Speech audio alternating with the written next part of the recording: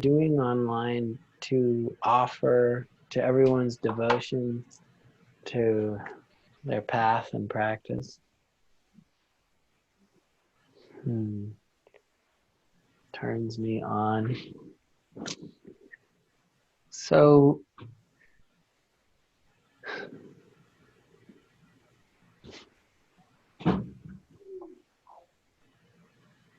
oh, who's somebody? Boom.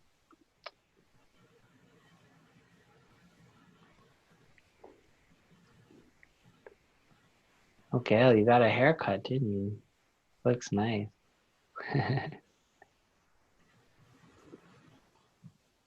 Oh, we can't hear you.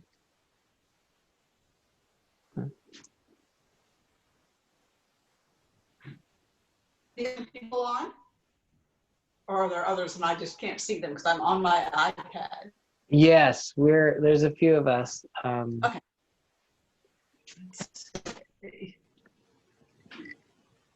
There we go.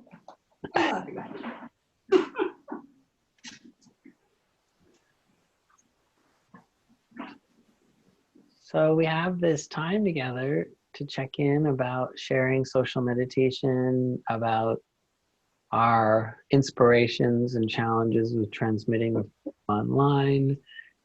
We record the sessions so that other facilitators who are offering the forum, who didn't make it to this, can watch it and sort of harvest and learn from what we are working with.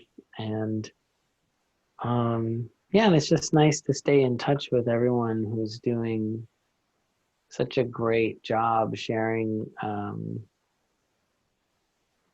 something that can really help people be authentic together and experience that field of worship. And it's such an interesting time too with the pandemic, everything being online, and it'll be fascinating to see what happens in our world.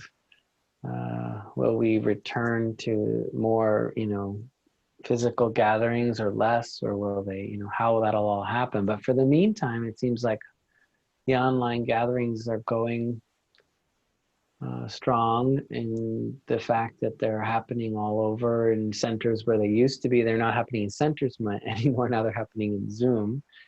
But it is, the resources we provide just by sharing here and what we've been going through probably speak to other people and also to each other here as we gather, even if we're the only ones that are gonna watch we're not even gonna watch the recording, we're the live thing, then that's fine too. That's value. That's really the point. We're trying to do it once a month.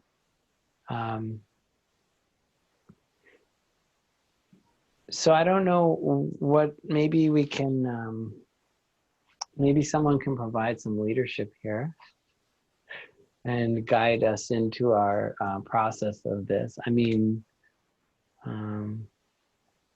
yeah, you're all really smart, empowered people who know how to bring presence to your interactions. What would you like to do at this time?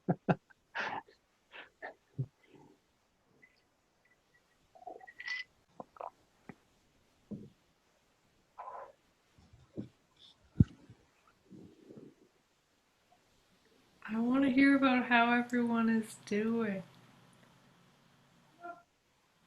But we don't have to do that. If other people.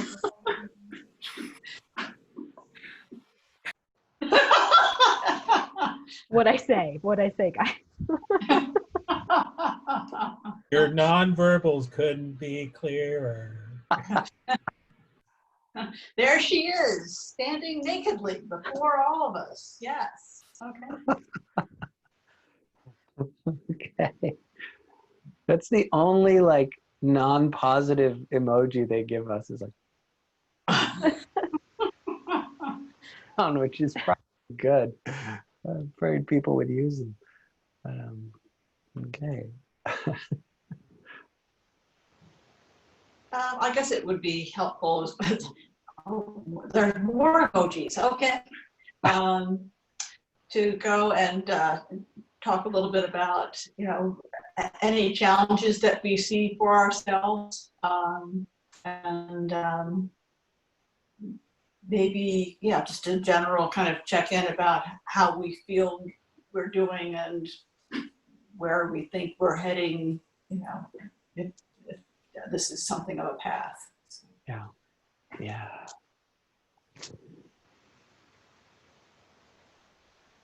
India didn't actually not like your idea. Okay. I believe you.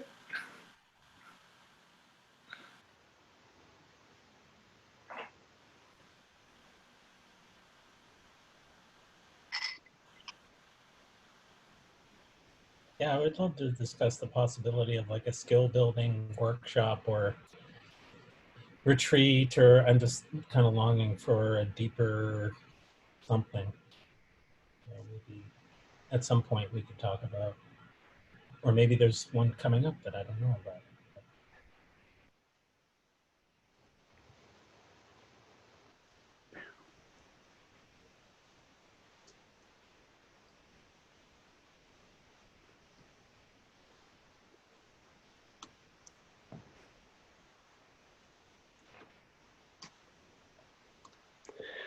I just threw in like skill building retreat challenges. What's working? It's almost like what's working, what's not. Also just throw in like what's different, right? Because I've been fascinated by that. Like what is, when I'm doing little sessions online, I'm like, it's different, but it's still great. It's just not the same. And so if, as long as I don't think of it as being exactly the same, then I don't get as disappointed when it's so different. So I wanted to talk a little bit about that too. But yeah, this is great. Anything else? What else would we want to explore?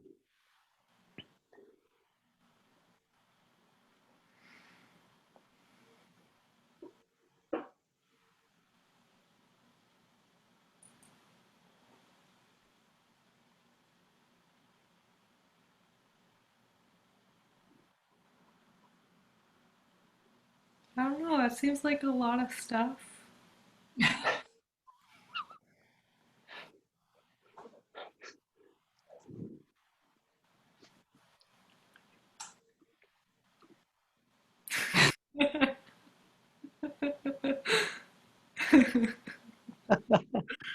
Okay. I just have to say, this is already like the best part of my day today.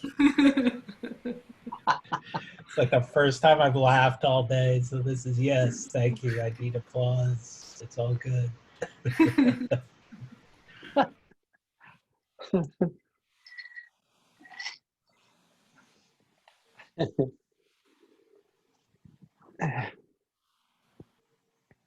So who wants to start? Popcorn. Pop when you're hot.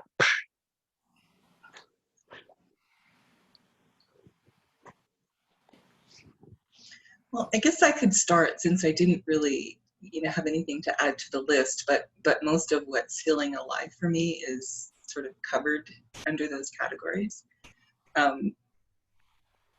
Towards the end of July, our practice and education person approached me and asked me if I wanted to make any changes to the schedule because some of the other programs that had been offered were being taken off for the month of August because of low attendance and so on and so forth. And I thought about it, and I could see the trend of attendance dropping, and I thought, yeah, maybe. And then I thought, you know what? No, if one other person comes, I want there to be a place for them to go on Friday nights. And that's very true. That's totally from my heart. But I think I might have jinxed it because since then I've only had one other person every Friday night.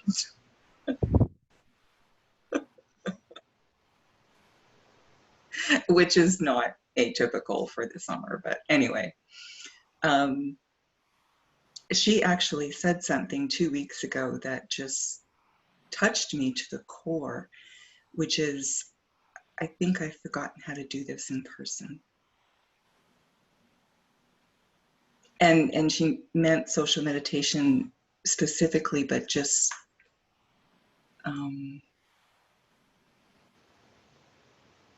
communicating with other people in person, face to face.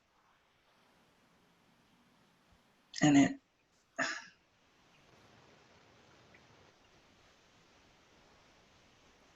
I mean, it's just,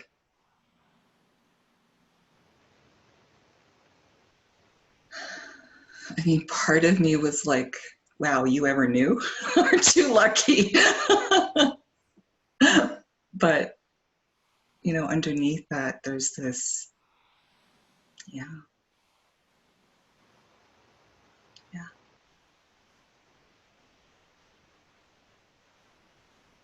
And that, I mean, that has nothing to do with, you know, being isolated during the pandemic. It's just,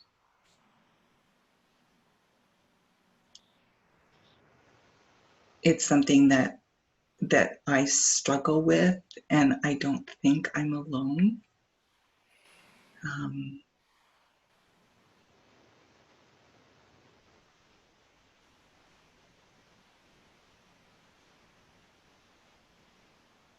yeah, so it was a really tender moment, and it's sort of, it's one of those things that each time I come back to it, it's like, wow, yeah. And you know what,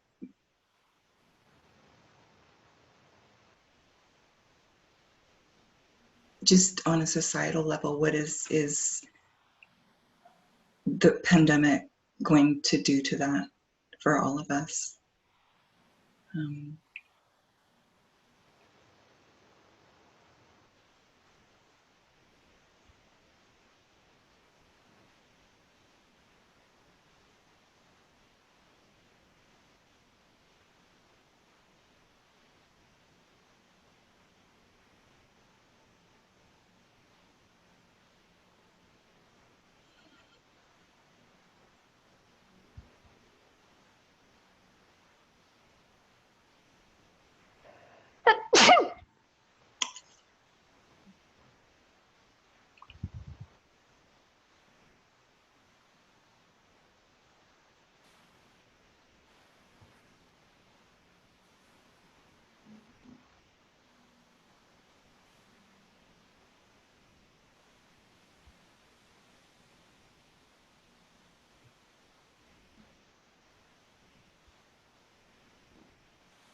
Um,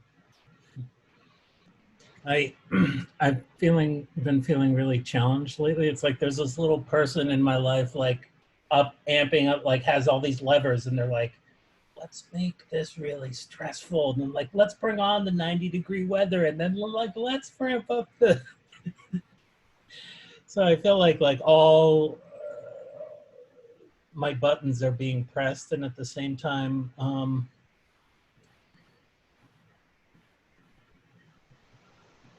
yeah, I thought of a quote from a teacher of mine who said at some point, and I'll mess up the quotes because that's what I do. I remember quotes, but then I can't quite say them right. But it's something like, it's not a matter of like trying to overcome all your obstacles one by one, like it's this linear thing. It's more like, it's like, even if you can remember for a moment, like have a flash of goodness or a flash of remembering your good heart or something, then that can change the whole thing. And I experience that when we do social meditation every Tuesday night. It's like, man, all week long I feel like I'm like trudging through the mud, like walking along, and then I stop and I shift my perspective, and I tell everybody every week, I'm like, I'm giving the view, because not just because I'm telling you, but because I'm telling me, because I have to keep reminding myself of like, oh yeah, like my mind can accommodate this, and it's okay to be struggling, and just somehow that constant shift of my perspective like just recharges me. And at the same time, I'm getting really tired of, there's like a cognitive dissonance to being in this online forum all the time. It's like my body, it's like my body almost hurts from like not being around other people. Like it knows that you aren't physically here, even though in my mind, yes, I can project compassion and feel my connection with all of you on this call.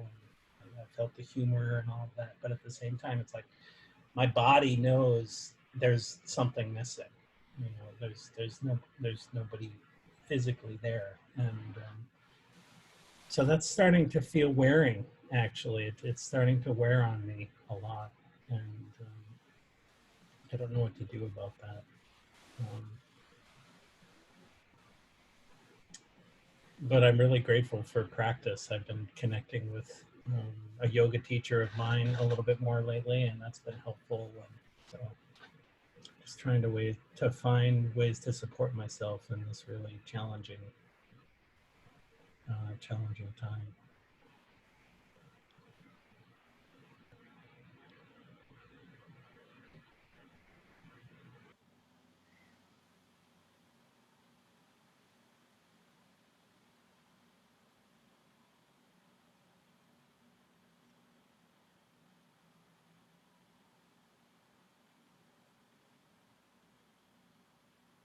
I can relate to what you're saying, Travis, about feeling that lack. I want to.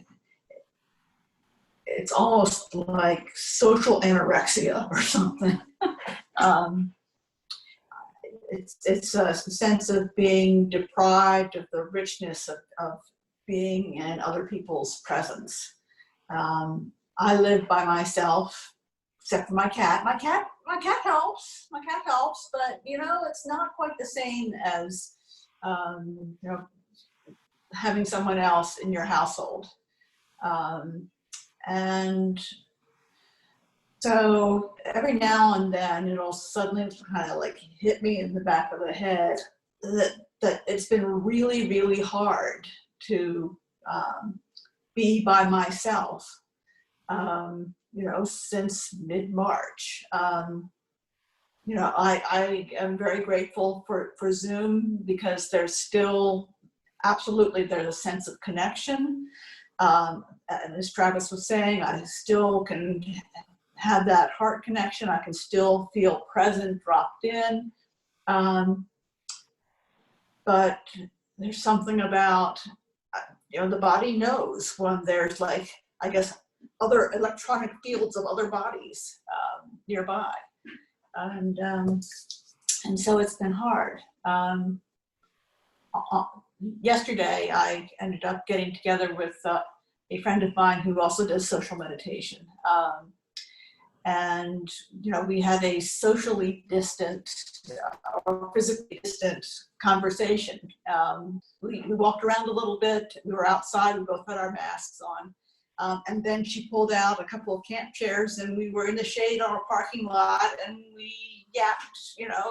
We were together 2.5 hours, and it was so nourishing to me to go and be with someone having a conversation face to face.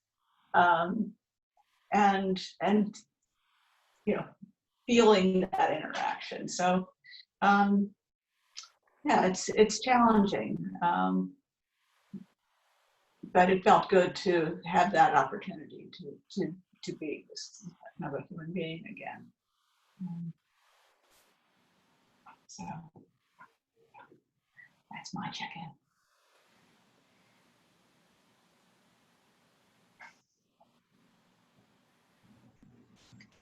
Just right there with both of you, just that living alone and longing for the feel of someone else's skin, their breath. And just, in conversation. It's tough.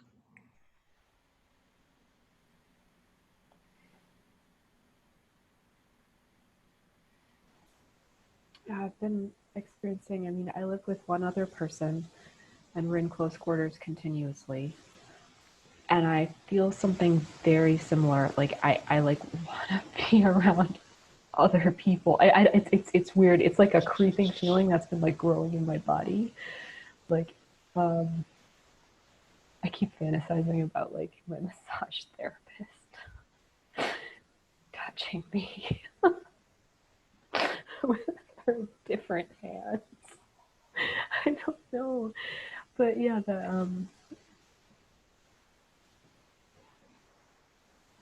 like I can hold it, but it's like really uncomfortable.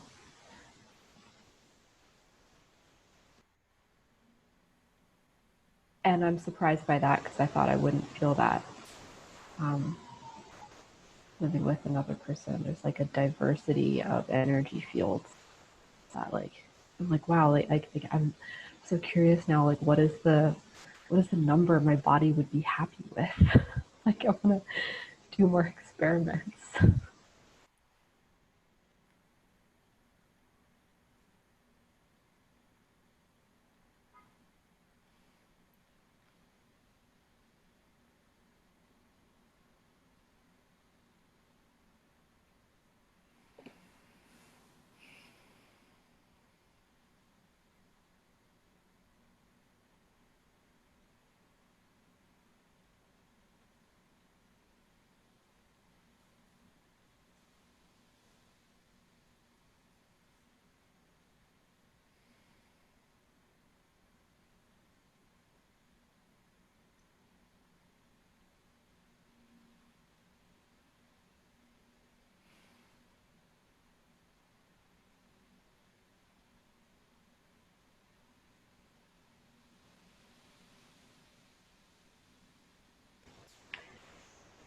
Nick, I've also been observing something you've been doing um, with online groups, which is being super intentionally or explicitly calling attention to your relationship with the computer, with the screen, with Zoom, because it's like so implicit. It's like just under the radar. Like, of course, I hate my computer. It's like, well, can we feel that dislike? And you're like, actually, I do like you. And just that helps me. That's something that's been working for me when you do that. Just bring awareness, that undercurrent of dislike.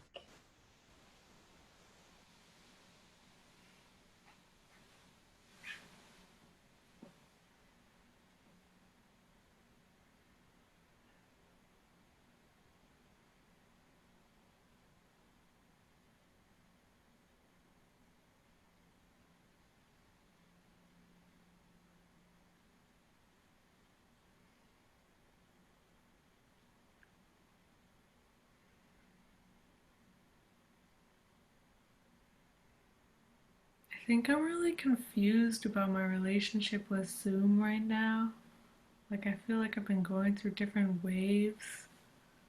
It's like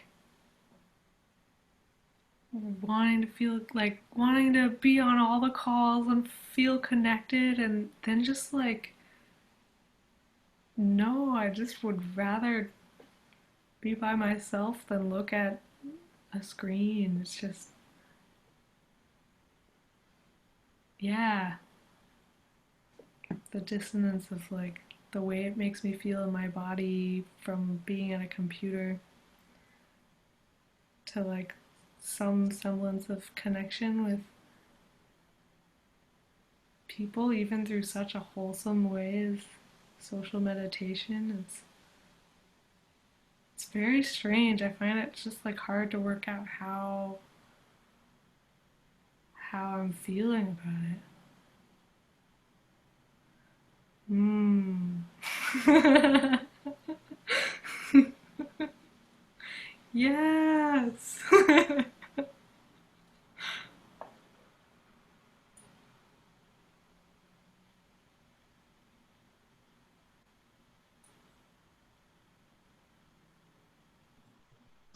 I guess Zoom and other sort of similar Google Hangout and stuff like that have been a major source of really deep connection sometimes for me for many years. So that feels different to me.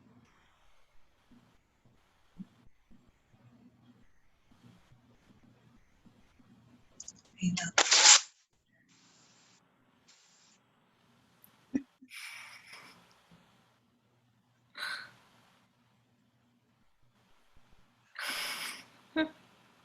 And the friends who live in it.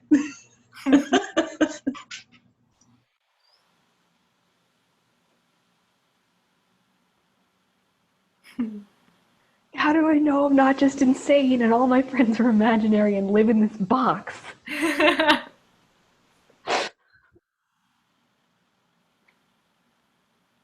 Well, you see, Google has finally algorithmized all of your friendships and reproduced them in video proximities that fool you. So it's finally working. This is not your friend. Well, there was this article a while back, I think it was in the New Yorker or something, about Zoom fatigue, the cognitive dissonance of not having certain, yeah. So I mean, it may seem silly, but humor me as an experiment. If you haven't seen me do this, you please join if you like. And as you do it, you just notice how you feel. You can tell your mirror neurons are getting activated, and it's not subtle, but you know that other people are also mirroring you, right? Like, and it's ridiculous and we look insane, but we're having fun and we're mirroring each other. And I feel different when I do this with you. I know it's weird, isn't it? It's like, so, I'm actually, yeah, like you actually, oh, Gail's getting funky. We got to mirror the, all right. Oh, whoa. Yeah, well, it begs the question. If I reach towards my camera and you reach towards yours, and pretend you feel like you're touching fingertips. Aw, hi, fingertip. I feel that, right? Try it. Do you feel anything or not? It's okay if you don't. It's great if you don't. Oh, I can feel something. So, like, that's fascinating. We are so weird. Travis is lost. Feels like you're touching my eye. Yeah.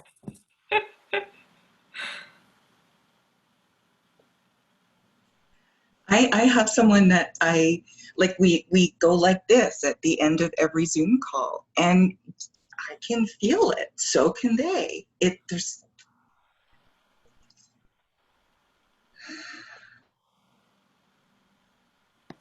Have you ever met that person in person? I have not, which makes it even more bizarre. Right? So interesting. I remember the first time we met, Janet, and I was like, oh my God, you're 3D. Because we met years ago online. And so there's something different. I don't know, I found it very humbling to I so badly want to connect, and I want the power of what we do to help people, and it is better than nothing. I've come to that. I feel confident in that. That said, it's humbling to go, oh yeah, it's not this other thing, it's this thing, but what can we do with this thing? What are the kind of boundary breaking or not breaking, but bending, you know. So I mean, okay, this was silly, but what are other things that like? Yeah, actually, it's funny to think of like physical mirroring games with like okay, follow Merita.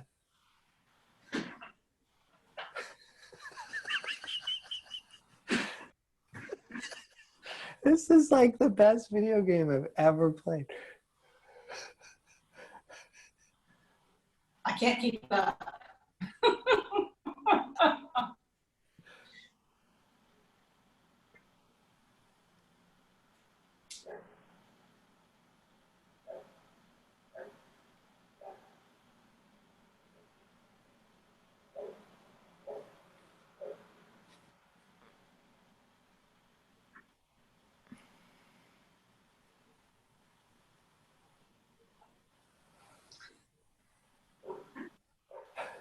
Erica, we're definitely doing this next Sunday.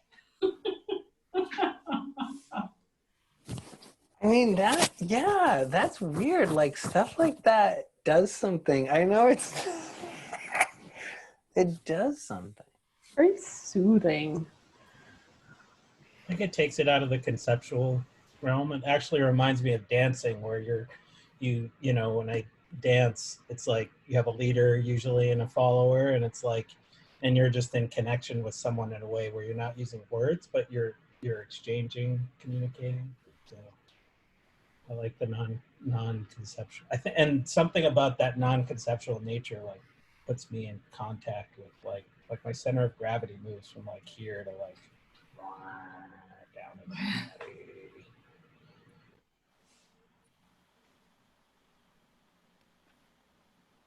Tonight, I shared pictures of Care Bears, and then we shared how we felt about the Care Bears.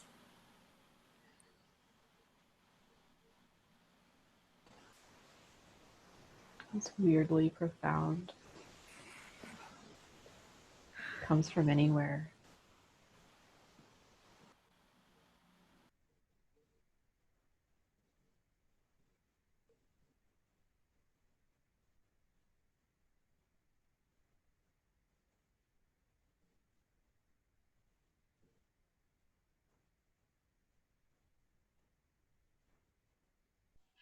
I still feel like intention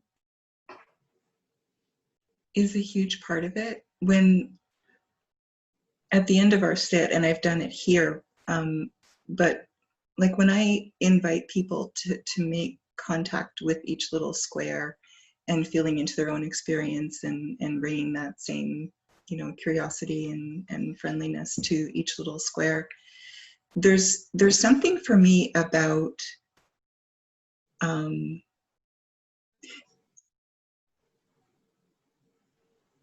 making the conscious decision, and not just on a word level, but making the conscious decision to allow myself to feel seen and feel felt.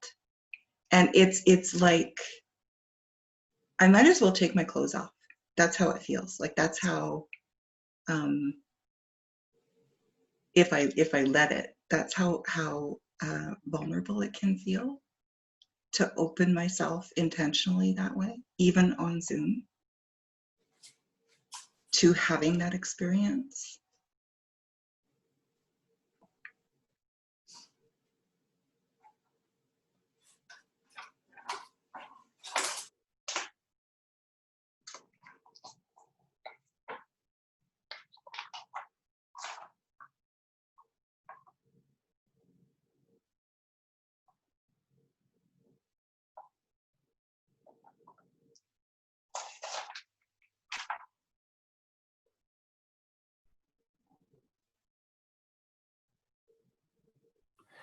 I'm thinking of something interesting, which is that also there's this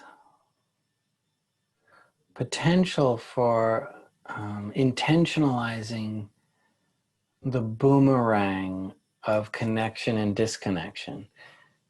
What I mean by that is like when we're in a social meditation circle in person, there is a quality of connection that is a certain threshold or range. It's very powerful field, we call it, you know, and it's very, you can feel immersed in that.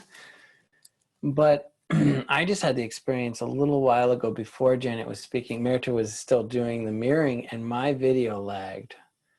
And I got a little behind and I was just seeing frozen, and then it like caught up and I was like, I had this feeling, it's like kind of vacuous, empty quality in my chest. Like, I'm not even doing it because they don't know why I'm like, you know, there's that loneliness of like, no, but I want to mirror, my connection lagged, you know.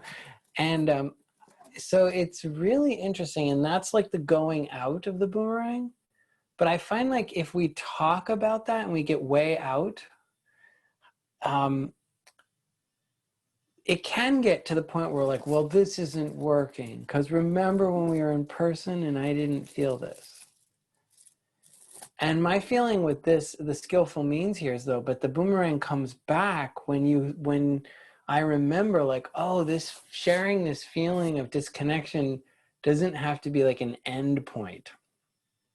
It can be an opening point where the boomerang starts to come back to connection, where I'm like, wow, I'm just thinking of all, you know, like how this feels in my body. and how I felt this so many times in my life. And I don't have to blame my computer or Zoom for that. Like, it's just highlighting that it happens, you know? So I guess what I'm saying is, like, I've been finding it really interesting, hopefully to make this more like maybe actionable, but just to highlight the difference between storyline and congruency. And, you know, we did that a little bit, worked on that a bit this weekend on the retreat, but it was like on Sunday, but it was like, the idea was like, when is it storyline and when am I congruent? And I feel like storyline is when I start to like justify why I don't need to open up. Like Janet was just talking about being really naked and like how it's hard to do even on video. And I was just thinking like, yeah, that's so interesting. If we decide the medium is like, ugh, it's not worth it, you know? And it's like, that's not necessarily true. It's not the same. How about, I can talk about how disappointing it is to not have the other thing and still be totally in my senses with you. And it is painful. It's interesting just to think of pain as not the enemy, but just as like, you know, like pleasure is not a reward, pain is not a punishment. You know, it's just that interesting notion of like, oh, it's just information. I could share my heartfulness of connecting with pain, and I could model to others in the group like what it's like to share when I feel disconnection and pain and not like shut down on it. Or what it feels like to feel the shutting down, but to not give in to that, to like stay willing to open. And yeah, anyway, that's just some thoughts that came to mind.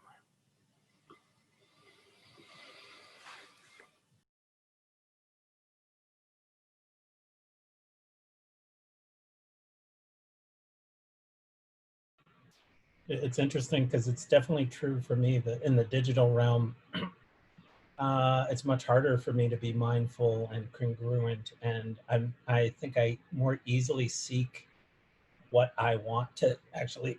I seek comfort, and I distract myself in a way to stay comfortable when I'm on my computer. It's like, oh, if I don't like this music, I go to another YouTube channel, or if I don't like this video, I find another one. If I don't like this Netflix show, I switch it around, you know? So it's like, while you were talking, it made me realize how sometimes with technology, it's easy to kind of just use, you know, your desire to be comfortable and just change it. You're like, if you're uncomfortable, don't worry, you can just change the channel. And I think you're right. I feel like it takes intention to come back to congruence. So that's like following, that's not necessarily congruency. That's running away from, sort of running away from a feeling. But when you come, I feel like what I like the boomerang analogy, because it's like when you come back to awareness, then you can kind of land in that. And for me, the social meditation practice is like people help, you know, you, all of you and everybody in the circle or on the calls, like helps me to feel like I can sit in that congruency even when it's uncomfortable, and say, oh, okay, yeah, I can be here. But I love that contemplation, storyline versus congruency. I'm gonna like be thinking about that for a while.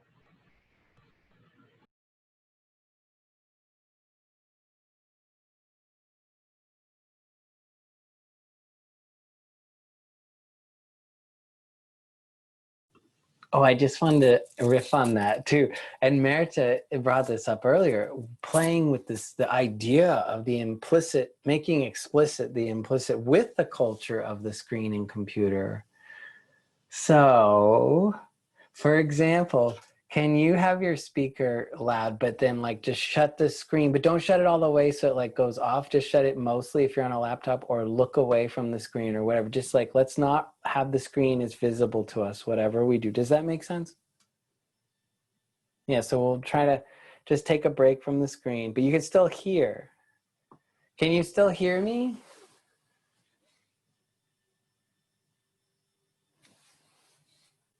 Say you can if you can. Yes. Okay. Yeah. So what is it like to do social meditation when you can't see each other?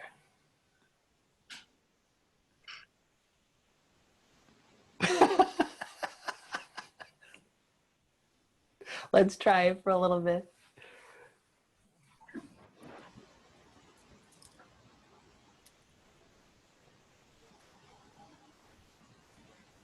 Yeah, I think what I was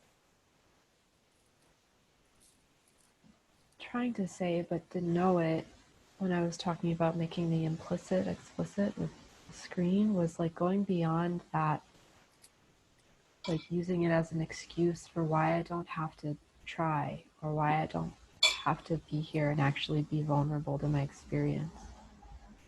I'm like, well, this just sucks. So, and like, I hadn't ever heard you use the image of the boomerang, but like surrendering to how much it can suck then like turns the boomerang around. Like penetrating that experience too.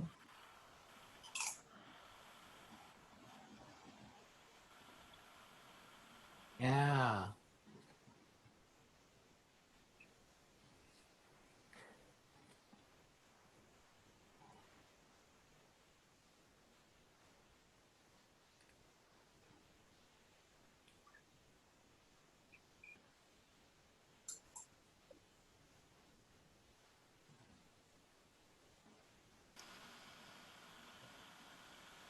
And this is an experience of, you could also arouse the longing of connection. Like think of each other and think how you can't see each other right now, but like feel that longing to connect. And this is not like better than having the screen, but just as like a way of waking up your group. Like think about like, well, let's take it away for a second. And it's like that, feel that longing to connect.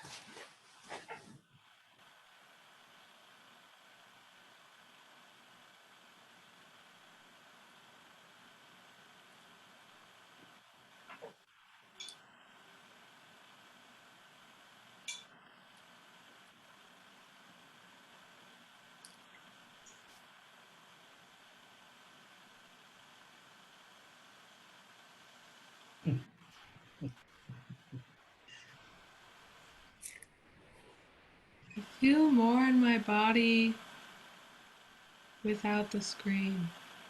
Mm.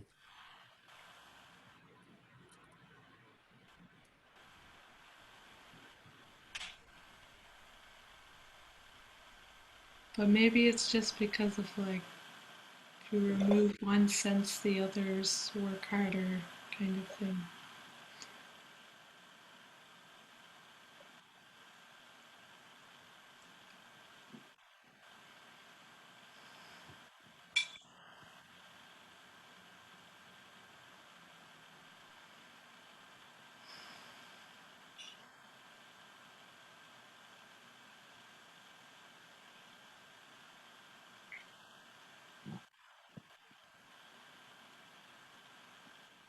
Yeah, it's interesting. It's like a different level of vulnerability, not having the visual cues or visual nonverbals. So I feel a little more in touch with my own inner landscape, but then more uncertain about what's happening.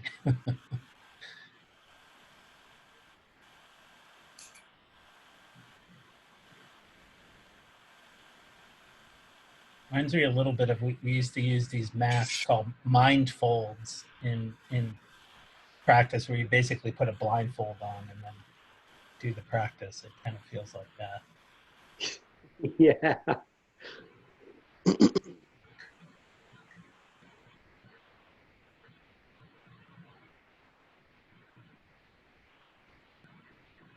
Speaking feels like so much of a leap. It's exhilarating.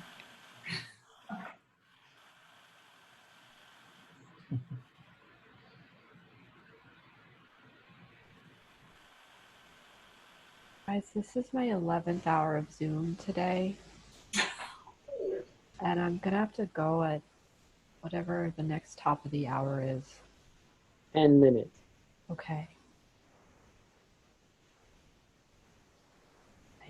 I just am feeling that in my body so much now. May I ask what your feelings now? Yeah. Yeah.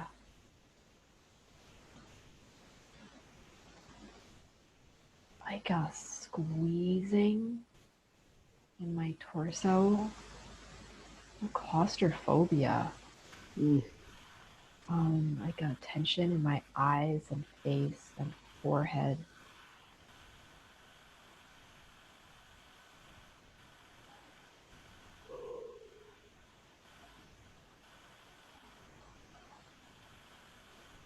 Mm.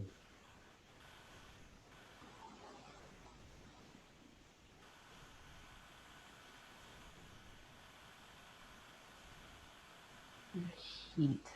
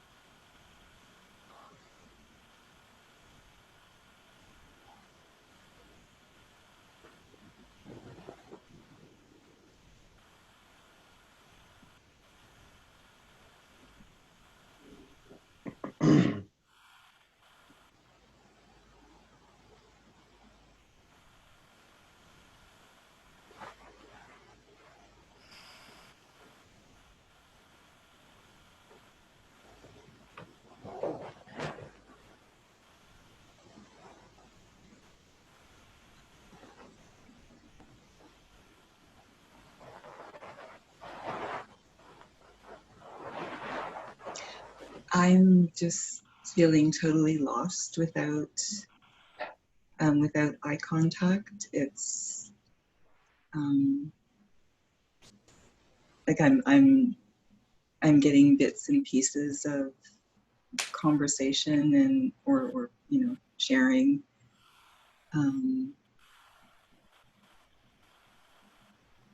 And just like a sense of not even being in my own body in a consistent way.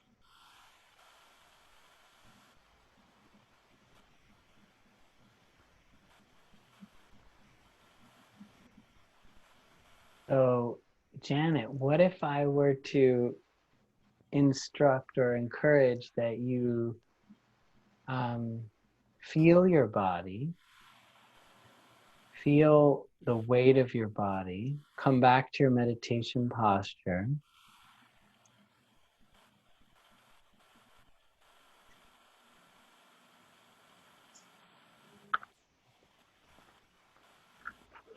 and can you feel that sort of grounding back into your body when you make that the focus for a bit? I can, as long as you're talking. And as soon as you stop talking, I'm unfocused again. What if you visualize that I'm in the room with you? Can you imagine me sitting there in front of you?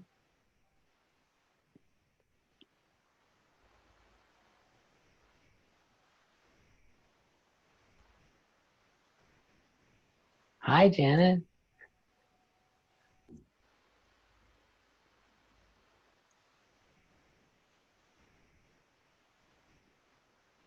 Just in case you didn't know I'm smiling.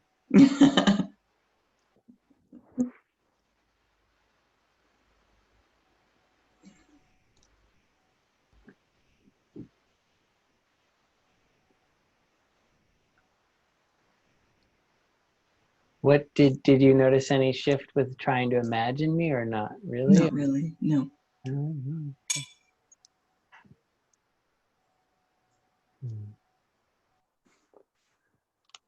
So we'll come back together. Let's come back to our screen. Well, you know, that's an interesting skill. That's an interesting skill to play with, to kind of ask ourselves to connect auditorily. And I think it could be a fun thing to do during a session to really encourage people to kind of put, it's like, Luke, put down the visor. You know, like, but I can't see the Death Star thing I'm supposed to shoot. And Obi-Wan's like, Luke, put away the scope. He's like, yeah, but I don't have the guide rays. You know, so anyway, so he put,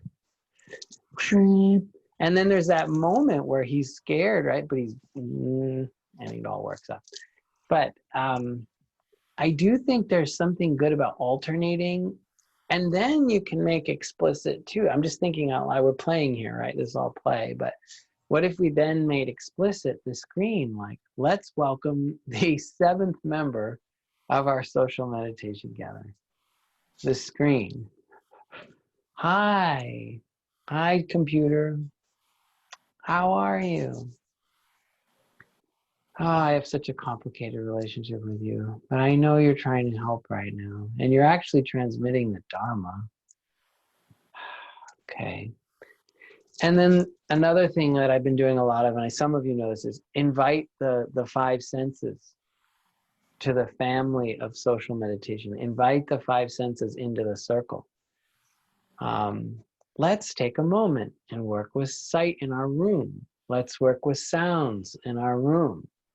Let's work with, and what's so cool about that, smells, taste, touch, is you start to realize the room you're in and the computer's in the room. And so I would actually, rather than bringing people back to their postures, I would actually encourage you to bring people back to their senses, their own 5 senses, and be like, that's part, please remember the 5 senses have equity in our circle. They are welcome members. They're just as important as each participant. That is the way that we do good head and shoulders on a computer screen, because otherwise we're looking at the screen, we kind of forget ourselves. Maybe, or that's one obstacle for some people. So yeah, we will be, I think we'll wrap up in a few minutes. So just wanted to share that in case you were wondering, because I think we've done enough, but I'll stop there. Anyone else want to share anything before we close? Like any other thoughts, suggestions, comments?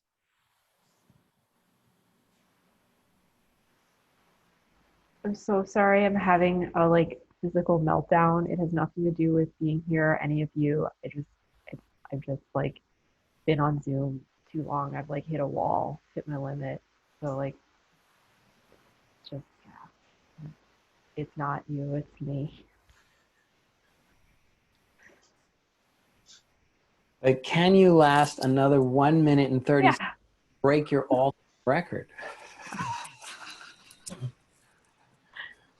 I just have to say, I appreciate the playfulness of all of you, especially Merita. I feel like you were playfulness genius, and Nick. Everybody's pretty playful on here, so I just appreciate that. Like, my days are too serious, so it helps me a lot to be playful. Should remember that. But I feel like Janet said, it's like, but I can't be playful unless Nick and Merita are here. We're doing playful things. And I need to figure out how to find my inner playfulness. You know?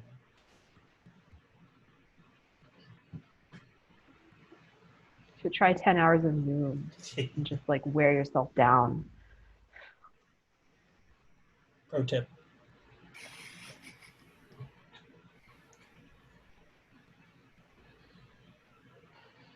Any other thoughts? Yeah. Oh, Merita, were you going to say something? Any other shares? Well, so much for those suggestions about what we might do tonight. Just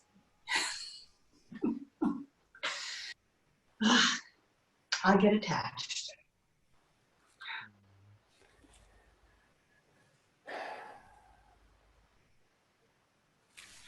Yeah, I think, just being playful, like Travis was pointing out, and trying things that like the touching exercise, I really try that. Yeah. Try, if you want the mirror, if it's not too goofy, try going without screen for a period of time to get the contrast. Try encouraging people to come back to senses, or to play with the boomerang idea, like encourage people that you can feel bad and like come back to presence through that. It doesn't always have to feel one way. And yeah, and I love the ideas we have going forward, like skill building retreat. I think we've shared some challenges, some things, but I'd love, we'll keep in touch and share, and we will get together around that. I think that'd be so fun and so helpful. And I just, on a counter note, I know Meredith's at the other end of a long day, but yesterday, Janet and I spent, Janet spent more time than I, but I spent a lot of time, many hours, all day pretty much on Zoom. And I was delighted at the end of the day. So I also do think it depends on what you're doing and who you're doing it with. And you really still can create a container doing it. I think it's just that when it's like, it can be that a lot of it isn't held that way. So anyway, it's interesting, but we'll, all right. Well, let's dedicate the merit. Well, by this merit, may everyone fulfill their potential, and may we all grow in skill in bringing about awakened, luminous experiences through Zoom and everywhere else. See you guys. Thank you for coming out, and great to hear from everyone.